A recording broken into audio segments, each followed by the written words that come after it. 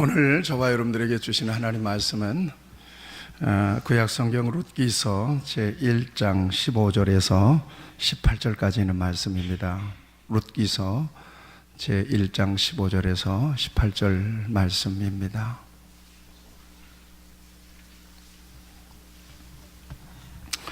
이 기록된 계시의 말씀을 제가 봉독할 때에 여러분에게 하나님의 음성으로 들려주시기를 바랍니다.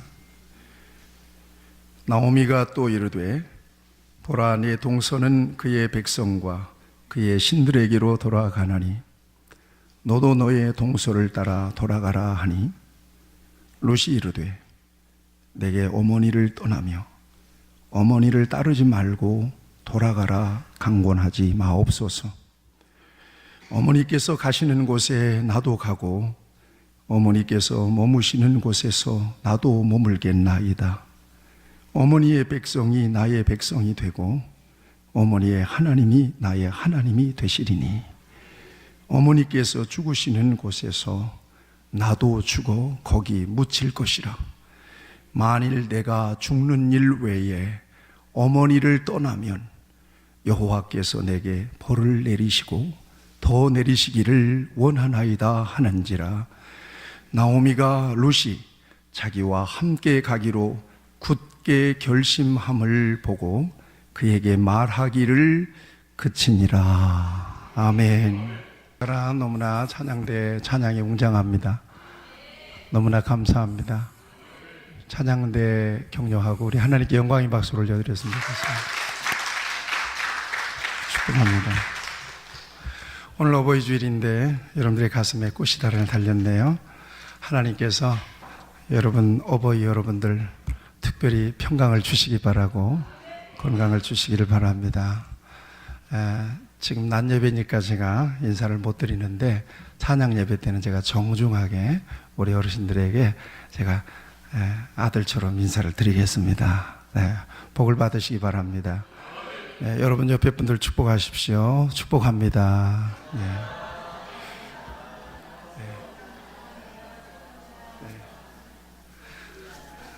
가능하면 매일 꽃 찼으면 참 좋겠네요. 성전이 아주 참 밝아집니다. 참 좋습니다. 어버이 주일에 저는 두 부모라는 제목을 잡고 하나님 말씀을 묵상했습니다. 두 부모라니, 우리 부모 말고 또 다른 부모가 있나 이렇게 생각하실 수도 있지만 오늘 저와 여러분들은 두 부모님을 모시고 사는 사람들입니다. 한 부모는 누구예요? 한 아버지는 누구죠? 하나님 아버지 같이 하시죠. 하나님 아버지. 그 다음에 이제 여러분들의 아버지, 여러분들의 부모, 이렇게 두 부모예요. 이제 이것들을 생각하시면서 오늘 말씀을 들으시길 바랍니다. 엄연히 하나님은 우리 아버지이십니다. 나의 아버지가 되시고 믿는 여러분들의 아버지가 되십니다. 우리가 중요하게 고백하는 신앙 고백인 사도신경에 중요한 하나님에 대한 고백이 세 가지가 있습니다. 나는 전능하신 하나님, 아버지 하나님, 천지를 만드신 창조하신 하나님을 믿습니다. 그러니까 하나님은 전능하시며 천지를 창조하셨으며 그 다음에 누구의 아버지가 되세요? 나의 아버지로 우리가 늘상 고백합니다. 믿으시나요? 여러분 대단한 아버지를 두셨네요. 저도 역시 대단한 아버지를 뒀습니다. 뿐만 아니라 예수님께서 친히 너희는 이렇게 기도하라 가르쳐 주신 기도가 무슨 기도죠? 주기도문이에요. 주기도문에 보면 아버지에 대한 고백이 있어요. 하늘에 계신 이 아버지가 계속 나와요. 하늘에 계신 우리 아버지, 아버지의 이름이 거룩히 여김을 받으시오며 아버지의 나라가 오게 하시며 아버지의 뜻이 하늘에서와 같이 땅에서도 이루어지게 하소서. 무려 4번씩이나 하나님을 아버지로 고백해요. 믿으시나요? 하나님은 여러분들의 아버지세요. 나의 아버지세요. 하나님은 우리 아버지신데 우리가 믿고 고백하는 것처럼 하나님은 전능하시고 하나님은 천지를 만드신 분이시고 그분이 내 아버지라고 그러는데 여러분은 자녀의 권세를 얼마나 누리고 사시나요? 하나님은 우리 아버지십니다라고 우리가 고백했어요. 우리 같이 합시다. 나는 하나님의 자녀입니다. 아멘. 여러분, 이것이 여러분들의 삶을 승리하는 삶으로, 성공적인 삶으로, 복된 삶으로 이끌어가는 권세가 되시기를 축원합니다. 누구도 못 건드려. 하나님의 자녀를 누가 건드려요? 하나님의 자녀를 누가 건드려요? 제가 우리 애들에게 어릴 때부터 하던 말이 있어요. 네 아버지가 누구냐? 우리 애기들 어릴 때부터. 네 친아버지가 누구냐? 내가 아니지. 하나님 아버지다. 따라서 해봐. 네 친아버지는 하나님 아버지다.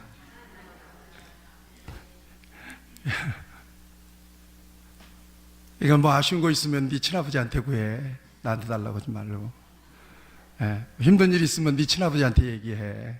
나한테 얘기하지 말고. 실제로 이것은 저의 고백이기도 해요.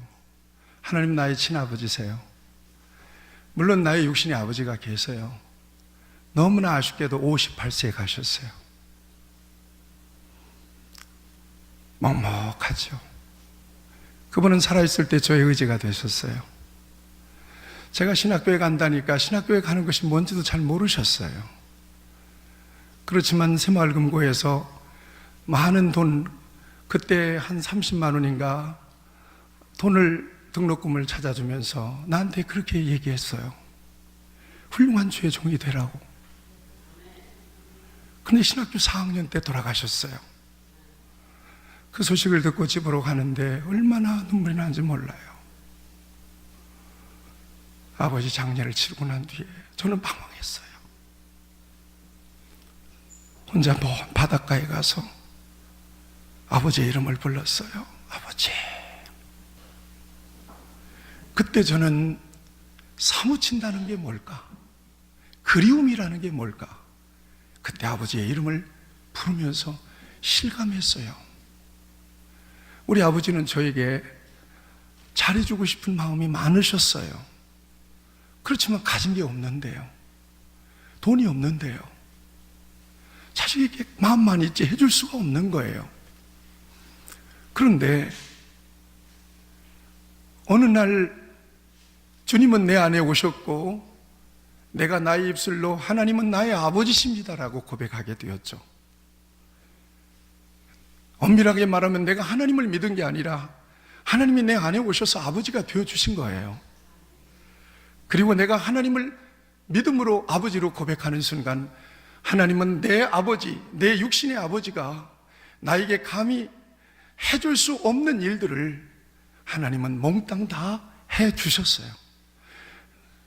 나 인생의 모든 것들을 지금까지 채워주셨고 책임져 주신 분이 나의 아버지, 하나님 아버지세요.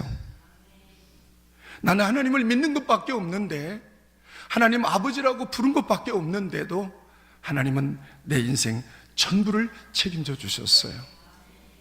저는 그 하나님을 지금도 신뢰합니다. 사랑하는 여러분, 하나님의 자녀의 권세를 누리시기를 축복합니다. 나는 누가 뭐라고 그래도 하나님의 자녀다. 영접하는 자, 곧 그 이름을 믿는 자에게는 하나님의 자녀의 권세를 주신다고 약속하신 대로 감정이 아닙니다. 느낌이 아닙니다. 약속입니다. 나는 내 안에 주님이 계심으로 나는 하나님의 엄연한 자녀다.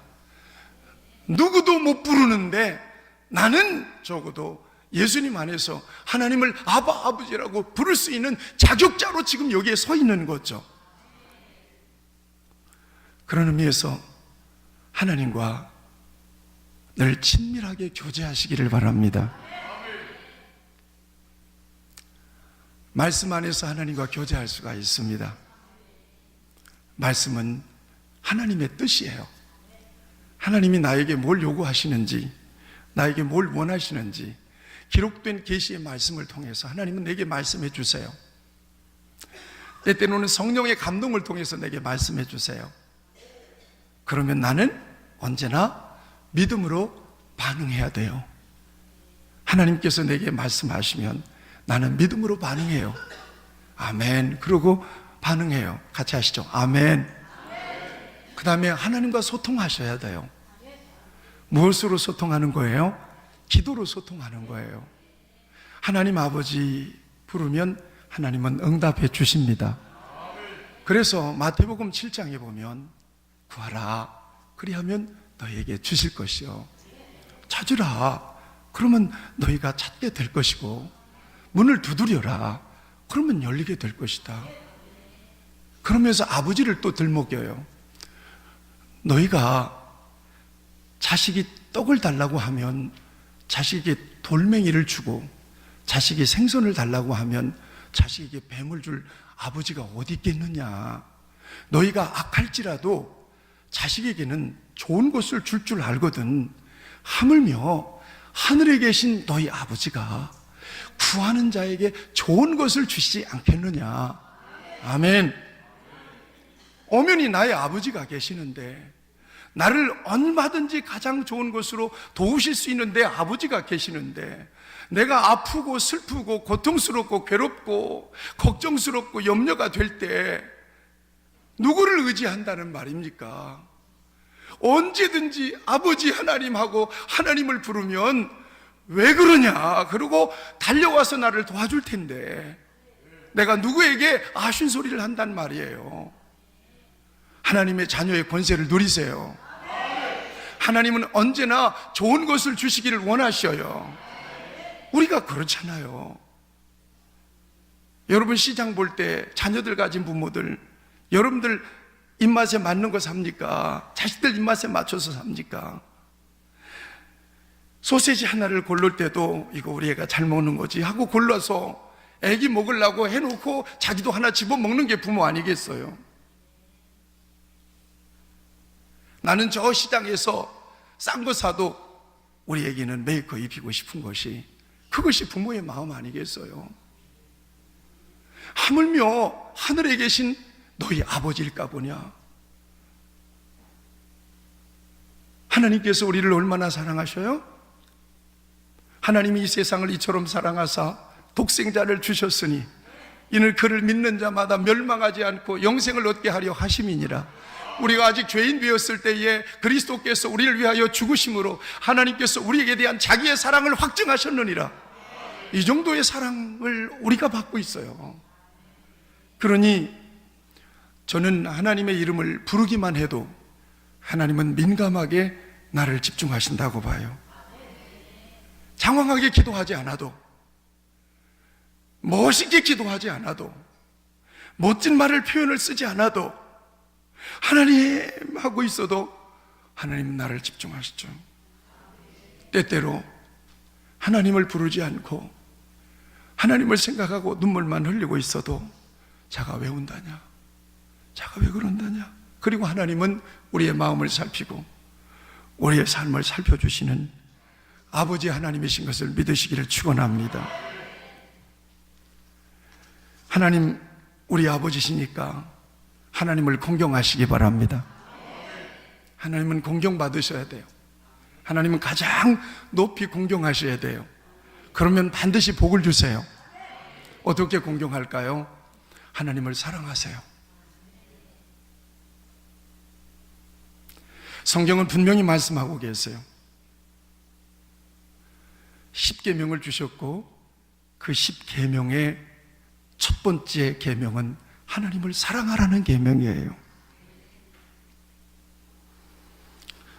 마태복음 22장 37절로 38절을 보면 예수께서 이르시되 네 마음을 다하고 성품을 다하고 목숨을 다하고 뜻을 다하여 주 너의 하나님을 사랑하래.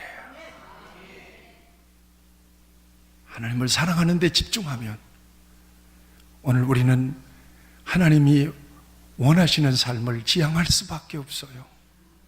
어거스틴의 유명한 말이 있어요. 하나님을 목숨 걸고 사랑하라. 그리고 네 마음대로 하라. 하나님을 목숨 걸고 사랑하는 사람은 결코 나의 유익을 위하여 나의 욕심을 따라서 살 수 있는 사람이 아니에요. 하나님을 사랑하세요. 하나님을 사랑한다고 고백하세요.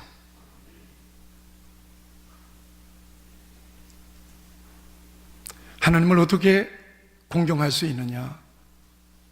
하나님을 믿음으로 하나님을 기쁘시게 하면서 공경하시기 바랍니다. 하나님 아버지를 기쁘시게 하시는 여러분 되시기를 축원합니다. 어떻게 하면 하나님을 기쁘시죠? 믿음으로 하나님을 인정해요. 히브리서 11장 6절, 믿음이 없이는 하나님을 기쁘시게 할 수 없나니 하나님께 나아가는 자는 반드시 그가 계신 것과 그가 또한 자기를 찾는 자들에게 상 주시는 이심을 믿어야 할지니라. 내가 하나님을 믿습니다. 하나님을 신뢰합니다. 그러면 하나님은 너무 기쁘신 거예요. 네가 하나님을 찾는구나. 하나님 눈에 보이지 않지만 어디를 가든지 무엇을 하든지 누구를 만나든지 무슨 일을 하든지 하나님을 찾는 거예요. 하나님 아버지 찾는 거예요. 그럼 하나님이 너무너무 좋아하시는 거예요.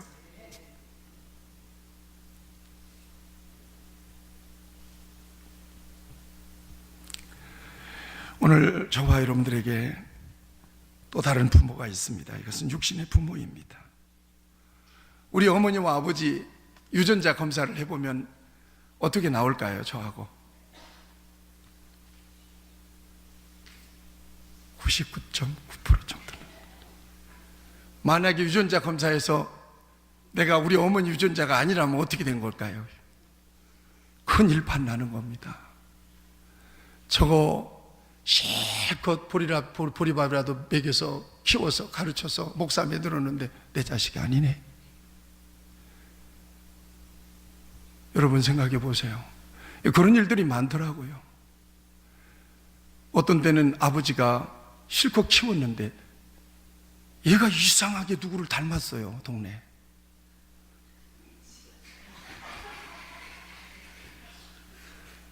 누구를 닮았는지는 얘기 안 할래요. 이상한 거야.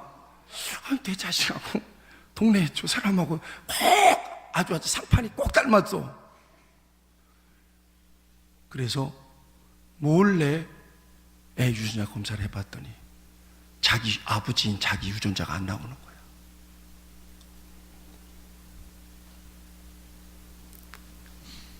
그래가지고는 부인한테 가가지고 누구요? 부인은 딱 얘기 안 하는 거예요. 이건 심합니다. 그래서 그놈, 애기 닮은 놈, 그놈한테 찾아가가지고 너지? 자기도 다. 그럼 유전자 검사 한번 해보자. 그랬더니 부인도 안 하고 저기도 안 하는 거예요.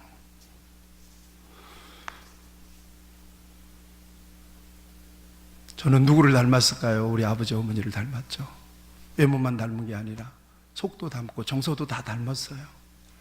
제가 문득 어느 날 거울을 보니까 우리 아버지가 보이는 거예요. 저건 우리 아버지다. 제가 우리 자식들한테 하는 거 보니까 꼭 우리 아버지가 내가 어릴 때 하던 일을 꼭 하고 있는 거예요. 우리 아버지가 시장 봐와서 돼지 기름 내가지고 밀가루 반죽해가지고 부침개 해가지고 주었어요. 저도 그거 잘해요. 그런 거 잘한단 말이에요.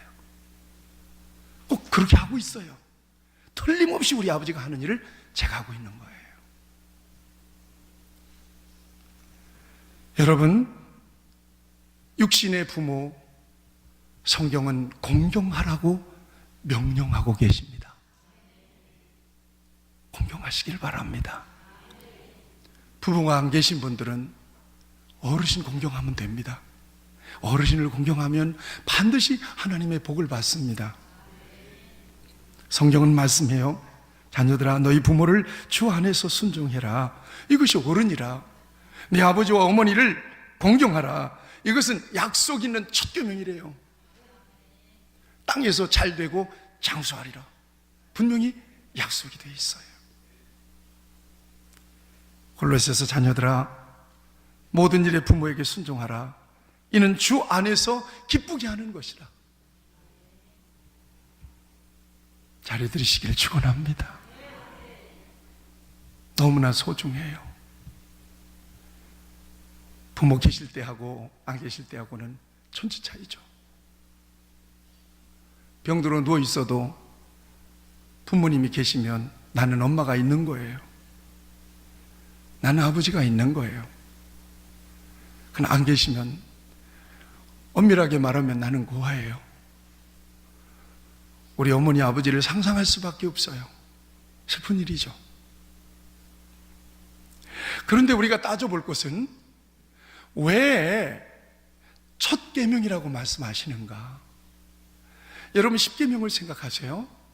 10계명의 제1계명이 어떤 계명이에요? 나 외에 다른 신을 내게 있게 하지 말지니라. 나만 섬겨라 이 말이잖아요. 그렇죠? 그럴 때 하나님께서는 놀라운 복을 약속해 주셨어요. 10계명의 두 번째 계명인 사람을 사랑하라는 계명의 첫 번째 계명이 네 부모를 공경하라 그래요. 이는 네가 땅에서 잘되고 장수하리라 그랬단 말이에요. 사람을 사랑하라는 계명의 첫 번째 계명인 네 부모를 공경하라고 하는 계명에 축복을 갖다가 추로 달아놨어요. 옵션으로 1+1이다. 이거는 하나님을 사랑하고 하나님을 경배하는 거 1+1이다. 하나님 공경하면 수지 맞는다. 네 부모 공경하면 수지 맞는다. 이건 축복을 달아놓은 거예요. 왜 그러셨느냐?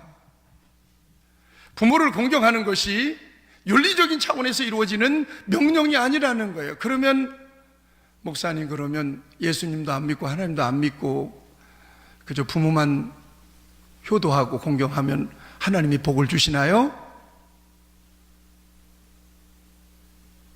하나님은 그것으로 우리에게 복을 주시는 분은 아니십니다. 윤리적으로 도덕적으로 반듯하게 잘 사는 것으로서 하나님은 그것으로 우리에게, 인간에게 복을 주시는 것은 아닙니다. 하나님께 복을 받는 것은 반드시 믿음으로 하나님을 인정해야 돼요. 믿음 안에서만 우리에게 주시는 복이 하나님의 복이에요. 그런데 윤리적으로 도덕적으로 어른을 공경하고 부모를 공경하는 사람들 굉장히 정서적으로 안정이 되고 잘 살아요. 잘 살아요. 그러니까 하나님을 안 믿더라도 부모를 잘 공경하는 사람은 복의 차원은 다르지만 잘 살아요. 안정돼 있어요. 그런데 왜 네 부모를 공경하라, 그리하면 땅에서 잘되고 장수하리라, 이렇게 약속 있는 첫 계명이라고 강조해서 우리에게 말씀해 주셨을까요? 이것은 부모를 하나님을 믿는 차원에서 공경하라는 명령입니다. 그도 그럴 것이 진정으로 부모를 공경할 수 있는 사람은 누구냐? 하나님 아버지를 공경하는 사람이 이 땅에 있는 부모도 제대로 된 공경을 할 수 있는 사람이라고 믿는 것입니다. 다른 말로 하면 하나님을 공경하지 않는 사람은 부모를 제대로 공경할 수가 없습니다. 생각해 보세요. 용돈이나 몇 푼 집어주면 공경하는 겁니까? 시절 따라서 옷 갈아입혀드리고 그러는 것으로서 공경하는 것이 끝나는 것입니까? 아니에요. 성경은 분명히 말씀해요. 주 안에서. 이게 왜 앞에 붙어 있어요? 주 안에서, 믿음의 차원에서, 하나님을 공경하는 차원에서, 하나님을 믿는 것을 전제로 네 부모에게 하나님과 똑같이 하라는 거예요.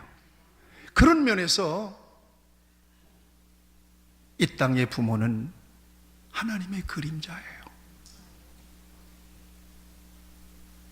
예수 믿는 저와 여러분들이 이 땅의 부모를 홀대하면서 하나님을 잘 공경한다고 말하는 것은 거짓말이라는 거예요. 성경에도 분명히 말씀하고 있어요. 요한일서 4장 20절에 누구든지 하나님을 사랑하노라 하고 그 형제를 미워하면 이는 거짓말하는 자니 보이는 바 그 형제를 사랑하지 아니하는 자는 보지 못하는 하나님을 사랑할 수 없느니라. 보이는 바 네 부모도 공경하지 못하는 네가 하나님을 공경한다는 말은 새빨간 거짓말이라는 거예요.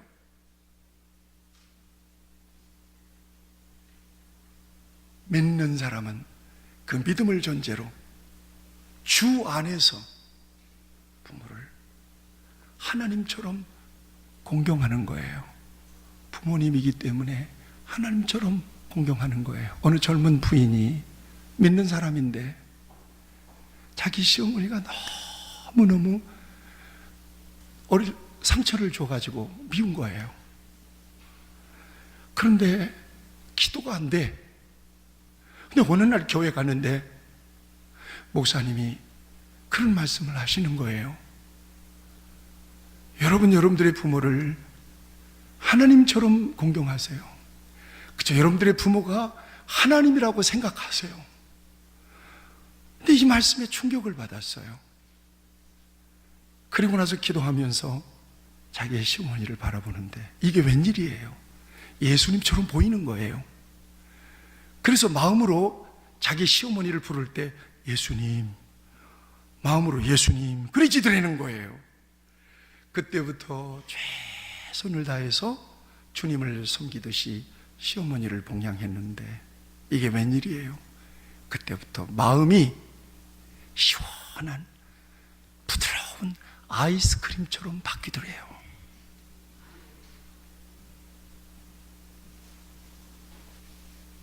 저는 말씀드려요. 이 땅에 있는 부모는 땅에 있는 하나님의 그림자인 것을 믿어요.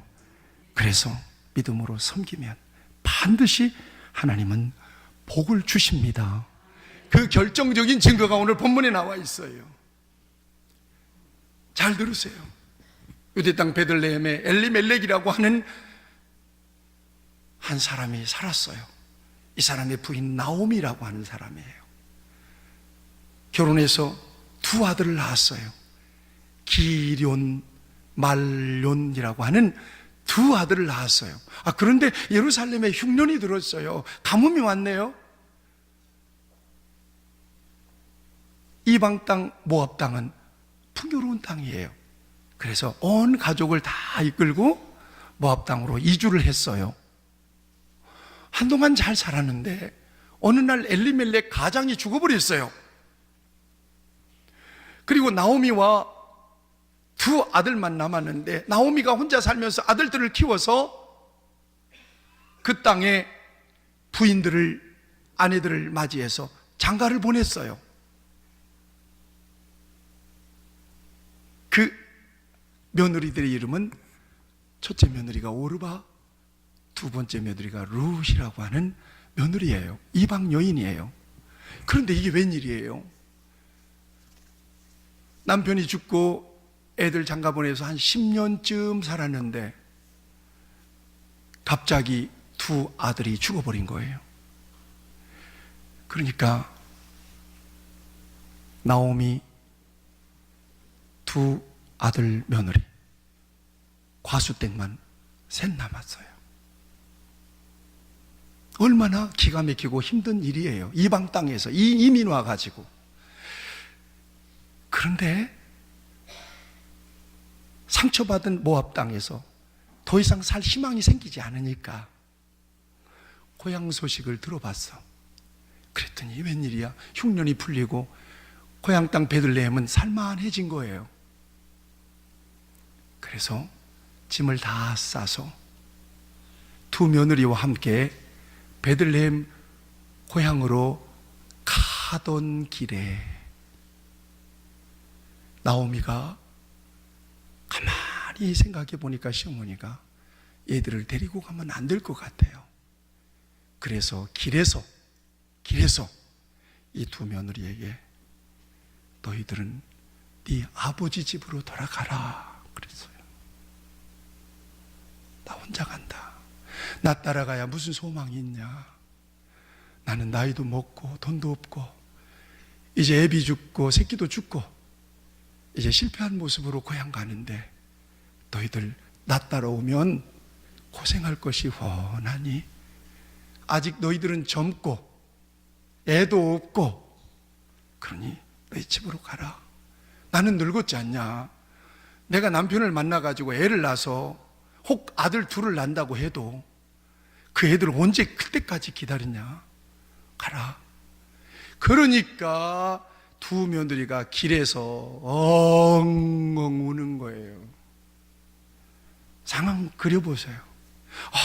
엉엉 우는 거예요. 어머니랑 함께 가겠다고. 그러자 나오미가 계속해서 만류합니다. 큰며느린 오르바가 어머니의 볼에 입을 맞춰요. 그리고 어머니 잘 가세요. 그러고는 돌아서서 돌아갑니다. 그런데 여기 성경에 분명히 그렇게 말씀하고 있어요. 룻은 어머니를 붙쫓았더라 그랬단 말이에요. 붙쫓았다는 말은 바짝 쫓은 거예요. 어머니를.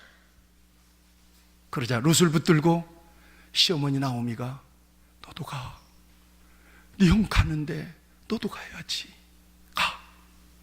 가. 너 혼자 네 집에 가서 새 출발하고 고생하지 말고 잘 살아라. 그런데 룻의 눈에서 눈물이 나고 어머니를 붙잡고 통곡을 합니다. 어머니, 나를 가라고 하지 마세요. 그러면서 룻이 고백한 내용이 오늘 본문 말씀 16절. 룻이 이르되 내 어머니 내게 어머니를 떠나며 어머니를 따르지 말고 돌아가라 강권하지 마옵소서. 어머니께서 가시는 곳에 나도 가고 어머니께서 머무시는 곳에 나도 머물겠나이다. 어머니의 백성이 나의 백성이 되고 어머니의 하나님이 나의 하나님이 되시리니 어머니께서 죽으시는 곳에 나도 죽어 거기 묻힐 것이라. 만일 내가 죽는 일 외에 어머니를 떠나면 여호와께서 내게 벌을 내리시고 더 내리시기를 원하나이다. 여러분, 이런 사람을 누가 말려? 그러니까 나오미가 얘가 절대로 집으로 돌아갈 애가 아니구나 굳게 결심함을 보고 그러면 가자. 그래서 데리고 간 겁니다. 그래서 여러분 어떻게 됐나요? 고향 땅 베들레헴으로 돌아가니까 이민 갔던 나오미가 며느리 하나 데리고 오잖아요. 보따리 지고 오잖아요. 그러니까 사람들이 나오미를 보고 나오미가 왔네 그러는 거예요. 그러니까 나오미가 반가운 오랜만에 만난 고향 친척들 사람들을 보면서 고개를 못 들어요. 나오미라고 하는 말은 기쁘다는 말이에요. 그런데 나를 나오미라고 부르지 마라. 나 괴롭다. 나 마라라고 불러라. 마라라고 하는 말은 괴롭다는 말, 쓰다는 말이에요. 그렇게 해서 며느리가 이방 땅으로 역이민을 가게 된 거예요. 모압 땅에서 예루살렘으로 역이민을 간 거예요. 아주 기구한 운명이지요. 여러분, 이런 결심이 서기까지는 룻의 마음속에 단순히 우리 어머니가 불쌍해서 나는 며느리이기 때문에 나는 어쨌든 우리 어머니와 함께 가서 어머니를 도우면서 함께 살아야지, 이런 인간적인 마음으로 어떻게 그 홀로 된 늙은 시어머니를 따를 수 있었겠느냐는 거예요. 도저히 상황적으로 볼 때 인간적인 마음으로는 그렇게 결심할 수가 없어요. 뭐 때문에 결심했느냐? 그는 시집와서 하나님을 믿는 가정으로 시집와서 이방 여자인 룻이 하나님을 믿은 거예요. 하나님을 경외하게 된 거예요. 하나님을 믿음 안에서 어머니를 봉양하고 끝까지 어머니가 믿는 하나님을 섬기면서 어머니와 함께 나도 살고 나도 죽겠다는 결심을 하게 된 겁니다. 신앙으로 어머니를 따를 결심을 하게 된 거예요.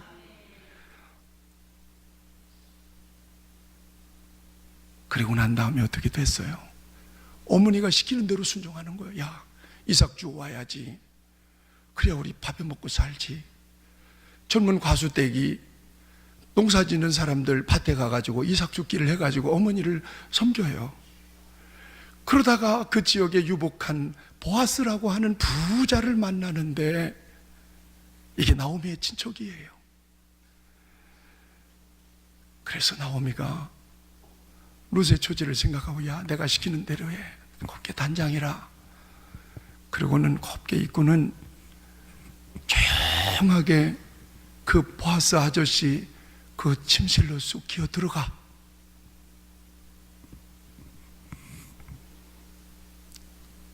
깜짝 보아스가 놀라요. 그리고는 이 보아스와 결혼을 하게 돼요. 그래서 낳은 아들이 오벳이라고 하는 아들이에요. 그리고 그 아들이 이새라고 하는 아들이에요. 그리고 그 이새라고 하는 아들이 다윗이라고 하는 아들을 낳습니다. 그러니까 다윗 왕의 증조 할머니가 돼요. 이스라엘의 왕통을 잇는 왕의 계보에 그의 이름이 올라가요. 이건 복이에요. 단순히 어머니를 공경했기 때문에 주신 복이 아니라 하나님을 경외하는 믿음 때문에 시집 와서 이방 땅 이방 여인이 믿는 집으로 시집 와서 하나님을 믿는 믿음 때문에 어머니를 배반할 수가 없어. 하나님을 배반할 수가 없어서 따라간 것이 이런 엄청난 축복으로 이어졌던 거예요.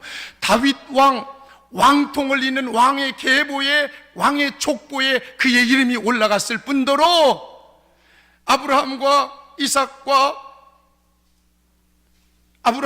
다윗의 자손으로 오신 이 땅의 메시아인 예수님의 족보에 그 여인의 이름이 들어가요.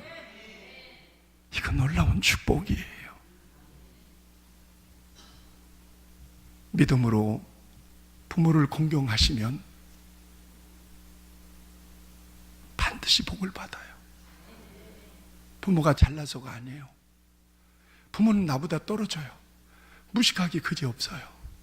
스마트폰도 못해. 내가 문자 보내야 문자도 못 써보내. 능력이 떨어지고 늙고 힘이 없고 병들었다고 무시할 수 있는 대상이 아니에요. 부모는, 믿는 자의 부모는 하나님의 그림자예요. 하나님을 보듯이 섬겨야 돼요. 하나님을 섬기듯이 섬겨야 돼요. 반드시 보상이 있어요. 혹여 이제까지 소홀한 면이 있다면 사랑하는 여러분, 꼭 오늘 여러분들에게 권면합니다. 살아계실 때 존중하세요. 기쁘게 하세요. 공경하세요. 아멘도 약하네. 아멘 해야 또 어머니들만 아멘 하네. 젊은 사람들이 힘있게 아멘! 그래야 복을 받아요. 제가 보니까 하나님의 성품과 부모의 성품을 비교해 보니까요, 똑같아요. 보세요. 하나님이나 부모의 마음이 똑같아요. 조건 없이 사랑해요. 똑같죠? 좋은 것을 주시기를 원해요. 똑같죠? 연약함을 감싸줘요. 부모는 무조건 자식이 힘들 때 무조건 자기라도 팔아서 자식을 위해요. 잘 되기를 바라죠. 하나님 우리 아버지도 잘 되기를 바라고 육신의 부모도 자식 잘 되는 것보다 좋은 것은 없어. 언제나 자식과 함께 있어요. 하나님 우리 함께 계시죠? 부모는요? 함께 있죠. 내가 미국 가도 부모는 마음이 거기 와 있단 말이에요. 여러분들은 안 가세요? 어려울 때는요, 안타까운 마음으로 자기가 대신 어려움을 담당하고 싶은 것이 부모의 마음이고 그것이 우리 하나님 아버지의 마음이에요. 그런데 여러분, 아버지는 어머니보다는 조금 자식에 대한 사랑이 부족한 것 같아요. 실험을 해봤답니다. 원숭이 갖고 원숭이를 철판에다 올려놓고 아버지 원숭이, 어머니 원숭이, 자식 아들 원숭이 올려놓고는 밑에서 불을 살살 떼가지고는 철판이 뜨거워지니까 엄마 원숭이는 아들 원숭이를 발끈 앓더래요. 자기가 발바닥 뜨거워도. 그런데 아빠 원숭이는 엄마 원숭이한테 자기 아들 원숭이 뺏어다가 깔고 앉더래요. 그런 줄 아셔. 예. 엄마 사랑 못 따라가. 알죠? 예. 엄마 원숭이는 확 안고 뜨거운 벌판을 바닥바닥 뛰더래, 아들을 안고.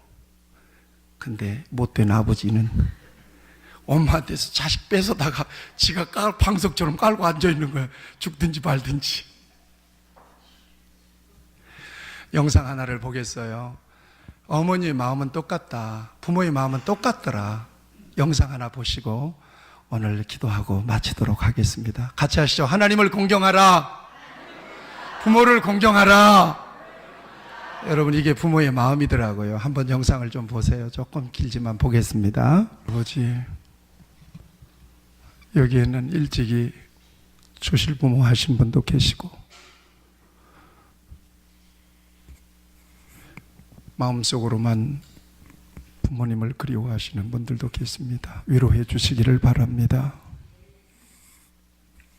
이제까지 세상 일에 치여서 언제 떠나실지도 모르는 부모님에 대해서 소홀히 하신 분들도 계십니다. 하나님 용서하시고 살아계실지 하나님처럼 부모님을 섬겨드리고 믿음으로 하나님 주시는 복을 받는 우리 귀한 성도들이 되게 도와 주옵소서. 위로는 하나님 아버지를 공경합니다. 아래로는 땅에 있는 하나님의 그림자, 우리 부모를 공경하고 사랑하기를 원합니다. 땅에서 잘되고 장수하는 복을 우리 귀한 성도들 넘치게 누리게 하여 주옵소서. 예수님의 이름으로 기도합니다. 아멘.